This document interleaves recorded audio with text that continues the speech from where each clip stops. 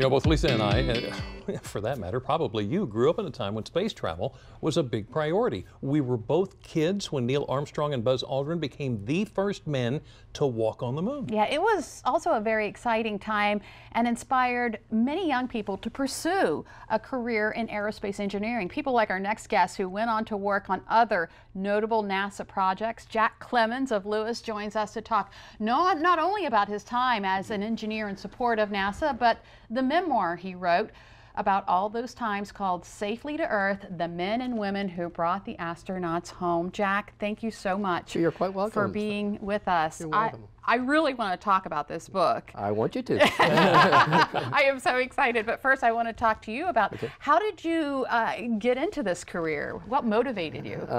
Actually, I was a science fiction kid. I read a lot of science fiction, and that was back before Kennedy made his speech. Right. I went to college, didn't know what I wanted to do, maybe be a writer, thinking I could actually make a living off of that. And I was a sophomore year in college, and he said, we choose to go to the moon. And I said, and I was at the University of Florida. They had just started an aerospace engineering school.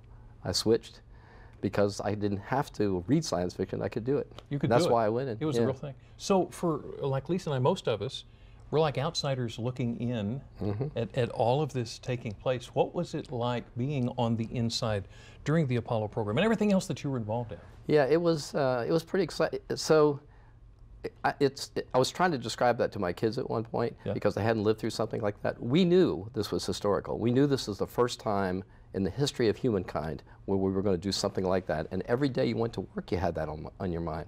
So it was, I mean, for example, the book that I wrote has all these sort of details that happened, and people were going, do you remember all that? I said, no, I wrote it all down at the time. I was keeping, not because I planned to write a book, but because we were engaged in something that was transformative, and we knew it.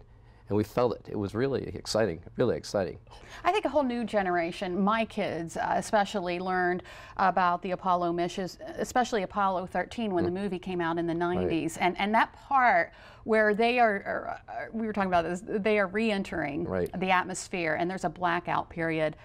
Cannot breathe through that part. Yeah, me too. And you were way there. before the movie. What was that like? Okay, well, so let me give you a little bit of background. First of all, my degree in aerospace engineering was high-speed aerodynamics.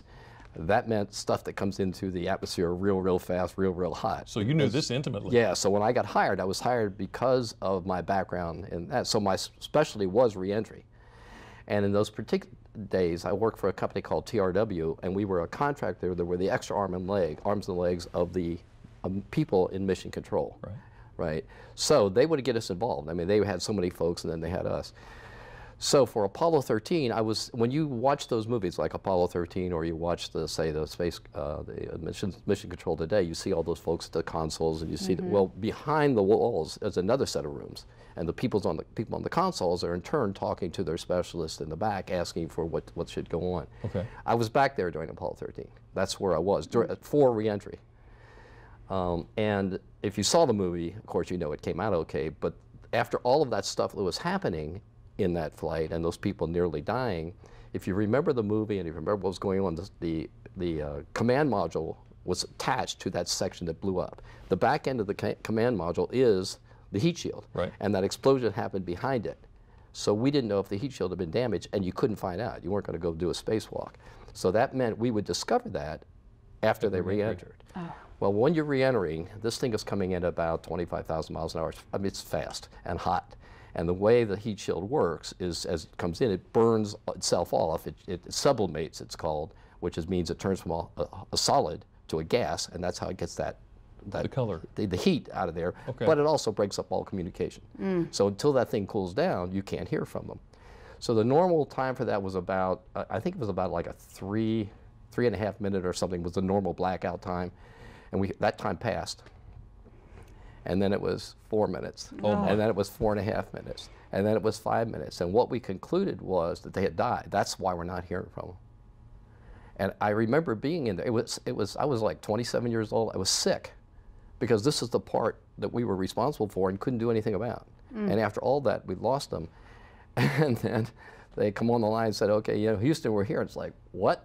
It was just like, I've described it's like winning the Super Bowl on a Hail Mary pass. Yeah, we went from, my NASA contractor, us, we were all sitting around just grim and suddenly elated. It was just a spectacular feeling.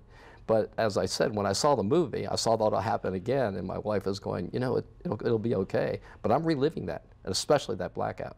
Wow. Yeah, because we didn't know how it came out at the time.